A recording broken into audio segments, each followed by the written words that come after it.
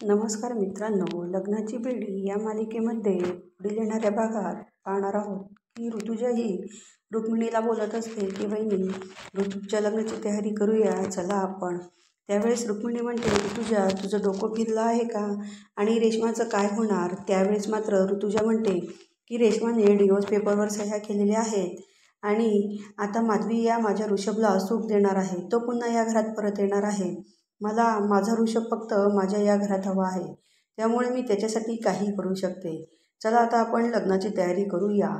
त्यावेळी ऋतुजा ही घरातील सर्वांना लग्नाची तयारी करण्यासाठी घेऊन जाते. त्यानंतर रेश्मा ही ऋषभ ज्या ठिकाणी बसलेला असतो तिथे येऊन त्याला विचारते की ऋषभ, तू हे काय करत आहेस आणि तुला हे लग्न करायला कोणी सांगितलं आहे? तू माझ्याशी असा वागू शकतोस, मला तुझ्याकडनं ही अपेक्षा नव्हती. त्यावेळेस मात्र रेश्मा असं बोलत असताना ऋषभ म्हणतो की तू सुद्धा डिवोर्स पेपरवर सह्या केल्यास ना. त्यानंतर कृष्णा मात्र रेश्माला म्हणते की रेश्मा, हे बदकुले, मी तुझी बॅग भरलेली आहे, चल बरं आता तू तुझा सामान व्यवस्थित मी भरला आहे की नाही बघ, कारण माझ्या भावड्याचं लग्न झाल्यानंतर तुला ती रूम रिकामी करून द्यावी लागेल. असं म्हणून रेश्माला कृष्णाही तिच्या रूममध्ये पाठवते आणि सांगते की वर जाऊन लेपला वळ. त्यानंतर ऋषभसुद्धा मोठ्या चिंतेत असतो की आता पुढे काय होणार. इकडे रुक्मिणी स्वतःच्या रूममध्ये विचार करत असते आणि कृष्णाने केलेला सर्व प्रकार हा तिच्या डोळ्यासमोर आलेला असतो. ती म्हणते की मी ह्या मुलीवरती विश्वास ठेवून चुकी तर केली नाही ना. त्यानंतर त्या ठिकाणी राजेश्री येते आणि राजेश्री म्हणते की वहिनी, तुम्ही इतका विचार कशासाठी करता आहेत? सिंधू असताना एवढी काळजी करायला नको. त्यावेळेस रुक्मिणी म्हणते, म्हणून तर काळजी आहे, मला त्या मुलीवर बिलकुल विश्वास नाही. त्यानंतर राजश्री म्हणते की ती मुलगी म्हणजे कोण? आणि नेमकं हे राघव ऐकत असतो. राघव हा रुक्मिणीच्या दरवाजावर येतो आणि त्यानंतर रुक्मिणी ही राजश्रीला समजवण्याचा प्रयत्न करत असते. तेव्हा तिचं अचानक लक्ष राघवकडे जाते. म्हणते की राघव बघ रे, आईला जरा घेऊन जातं, ती खूपच कुठल्याही गोष्टीचं टेन्शन घेत आहे. त्यावेळेस मात्र राजश्री म्हणते की नाही, तुम्ही माझ्यापासून वहिनी काहीतरी लपवत आहात, ती मुलगी म्हणजे नेमकी कोण मला सांगा. त्यावेळेस मात्र आता रुक्मिणीला असा विचार पडतो की आता मी राजश्रीला काय सांगावं. राघवसुद्धा ह्या चिंतेत असतो की आता आईला सांगणं शक्य नाही. तेव्हा राघव म्हणतो की चल आई, तुझी गोळ्यांची वेळ झाली आहे. तेव्हा मात्र राजश्री म्हणते की नाही, ती मुलगी कोण आहे मी ऐकल्याशिवाय या ठिकाणून जाणार नाही. माझी सिंधू नाही तर मग दुसरी कोण आहे ती, मला तुम्ही सांगायला हवंच. तुम्ही काहीतरी माझ्यापासून लपवतायत हे माझ्या लक्षात येत आहे. त्यावेळेस मात्र रुक्मिणी म्हणते की अगं राजश्री, सावीला ज्या वेळेपासून हॉस्टेलवर ठेवलं आहे त्यावेळेपासून तुला दिसत नाही का सिंधूच्या स्वभावात किती फरक पडला आहे? ती कशा प्रकारे वागते तुला कळत नाही का? म्हणून मला त्या गोष्टीचं थोडंफार टेन्शन आलेलं आहे, बाकी काही नाही.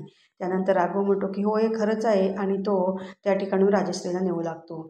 इकडे ऋषभ हा कृष्णाला म्हणतो की तू इतकी टेन्शन फ्री का आहे ग?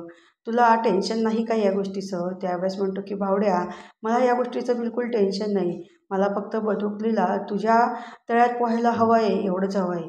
तुम्ही दोघांनी एकत्र यावं हीच माझी इच्छा आहे आणि त्यासाठीच तर आपण एवढा मोठा हा प्लॅन केलेला आहे. त्यावेळेस ऋषभ म्हणतो की मात्र यात रेशमाचं खूप हाट होत आहे, तिला खूप त्रास होत आहे. तेव्हा कृष्णा म्हणते की भावड्या, तुला कळत नाही का?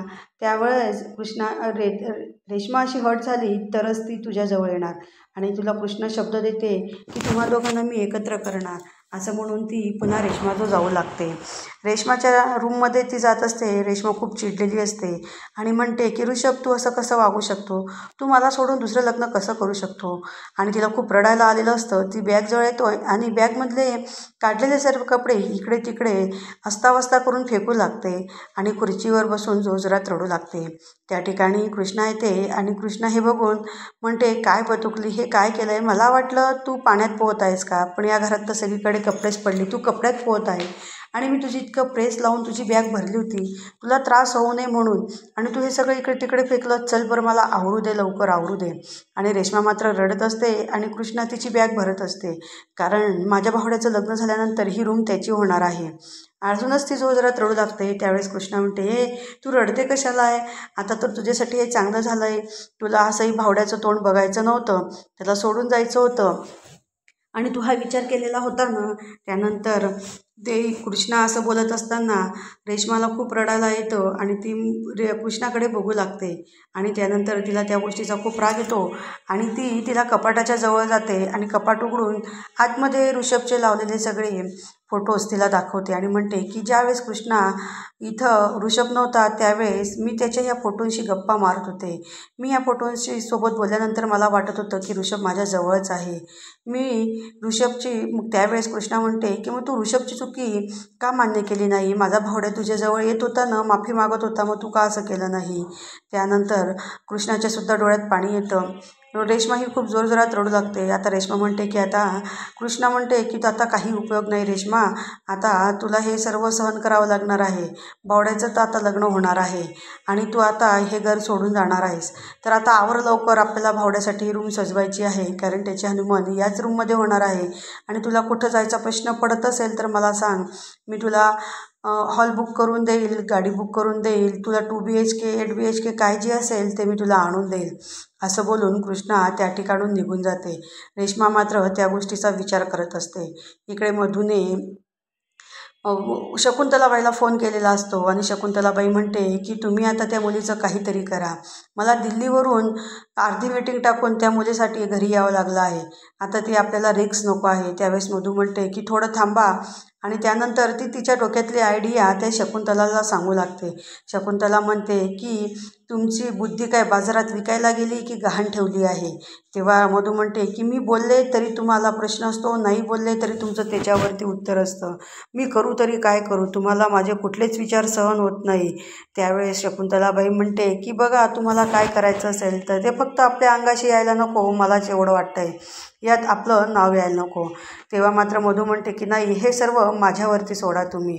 इकडे वकील आलेले असतात आणि वकील हे सगळं ऋषभकडनं बोलण्यास सोडवत असतात की तुम्ही आता दोघं एकमेकांना लग्नाला तयार आहात ना, तुम्ही दोघंजण एकमेकांना साथ देणार ना, ऋषभ तू या गोष्टीला तयार आहे ना, असं म्हणून कृष्णाही हातामध्ये भोंगा घेते आणि म्हणते भावड्याचं लग्न झालं म्हणून अशी सगळ्या घरामध्ये आरोड्या मारू लागते. तेव्हा राघव म्हणतो की बस सिंधू बस, किती जोरजोरात आरोड्या मारशील, आणि या भुंगेने खूप मोठा आवाज होत आहे, आम्हालाही कळतं आहे की तुझ्या भावड्याचं लग्न होत आहे असं. रेश्मा त्या ठिकाणी आलेली असते आणि रेश्मा हे सगळं काही बघत असते. वकील हे त्या ऋषभला सर्व सांगत असतात की तुम्ही दोघं किती भांडलात तरी दोघांना एकमेकांना समजून घेणार, एकत्र येणार आणि पुन्हा अशी वेळ येणार नाही. त्यावेळेस ऋषभ या सगळ्या गोष्टी मान्य करत असतो. ऋतुजा ही विचारत असते की रेश्मा आलेली की नाही. त्यानंतर सिंधूचं लक्ष हे रेश्माकडे जातं. ऋषभ विचार करत असतो की आता सही करायची वेळ आली तरी अजून रेश्मा कशी खाली आली नाही. तो ह्या गोष्टीला तयार होतो. मधूसुद्धा या गोष्टीच्या हिच्यामध्ये खूप टेन्शनमध्ये आली असते. रुक्मिणी ही त्या रेश्माकडे बघू लागते की रेश्मा आलेली आहे आणि ऋषभला वकील सगळ्या अटी सोडवून ती फाईल त्याच्या हातामध्ये देतो. फाईल हातात दिल्यावरती मात्र ऋषभ हा विचार करू लागतो. त्यावेळेस मात्र सिंधू म्हणते, अरे भावड्या, आता काय विचार करतो आहे, करून टाक सही आणि करून टाक लग्न, आता तू कुठलंच टेन्शन घेऊ नको. असं म्हणून तो हातामध्ये पेन घेतो आणि विचार करू लागतो की आता येईल रेश्मा, तेव्हा येईल. रेश्मा पाठीमागेच उभी असते आणि राघवला सुद्धा सिंधू म्हणते की तुम्ही तुमच्या भावाला कॉंग्रॅच्युलेशन करणार नाही का? तेव्हा राघवसुद्धा ऋषभला कॉंग्रॅच्युलेशन करतो. रेश्मा हे बघत असते, मात्र आता तिचं ते अनावर होतो. ती त्या ठिकाणी येते आणि म्हणते ऋषभ थांब, सही करू नको. तेव्हा ऋषभ उठतो आणि ती म्हणते काय रे ऋषभ, या गोष्टीसुद्धा, ही वचनंसुद्धा तू मला आपल्या लग्नाच्या वेळेस दिली होती, तर तू ती पाळली का?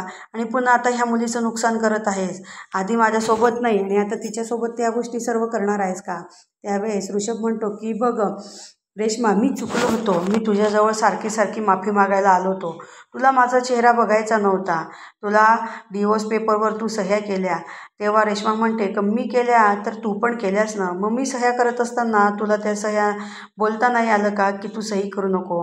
त्यावेळेस ऋषभ म्हणतो की तू ऐकण्याच्या स्थितीत तरी होतीस का? तेव्हा ऋषभ तिला समजावत असतो आणि म्हणतो की ह्या मुलीमुळेच हे सर्व काही झालं आहे आणि म्हणून ती त्याच्यावरती अटॅक करते. म्हणते माझ्या नवऱ्याशी तू का लग्न करते आणि मी तुला माझ्या नवऱ्याशी लग्न करू देणार नाही. असं म्हणून तिला जोरात खुर्चीवर लोटते आणि तिच्या डोक्यावरचा पदर काढते. पदर काढताच समोर जे चित्र दिसतं ते पाहून सर्वजण घरातले आश्चर्यचकित होतात की आता नेमकी ही मुलगी कोण आहे. घरातील सर्वांना असाच प्रश्न पडलेला असतो की कृष्णा सर्व काही उलटं करणार असते, परंतु कृष्णाने पुन्हा ऋषभला आणि रेश्माला सोबत आणलेलं असतं आणि घरातील हा सगळा हे पाहून सर्वजण खूप आनंदात झालेले असतात. असेच भाग पाहण्यासाठी आमच्या चॅनलला लाईक करा, शेअर करा आणि सबस्क्राईब करा.